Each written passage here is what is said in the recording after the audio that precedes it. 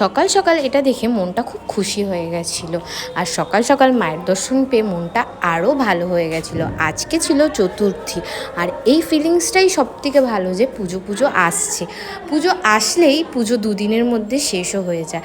আর আমি ঘুমতে করে চলে গেছিলাম একটু নেল এক্সটেনশন করতে। আর আমার তো একজনই আছে, মেকআপ বলো সব কিছু বলো চয়ন। আর গিয়ে দেখি বেচারা এখনও এক্সটেনশন করছে, সেই 8টার থেকে এক্সটেনশন করছে। আর পম্পাও চলে এসছে এক্সটেনশন করার জন্য। আমি কিছু খাইনি বলে তাই চয়ন আমার জন্য আবার পরোটা এনেছে। আর তার মধ্যে ওর প্রোডাক্টগুলো সব পড়ে গেছে, আর আমরা এখানেই হ্যাপি হোলি খেলে ফেলেছি। আর ওই দিকে ও বিজি ছিল বলে, যেহেতু আমার একটু তাড়া ছিল, আমি একা একাই নখ ঘষা স্টার্ট করে দিয়েছি। তারপর ও আমাকে এই নখগুলো লাগিয়ে দিচ্ছিল। আর দেখো ওর মনে কত ফুর্তি, ওর না শুধু সবার।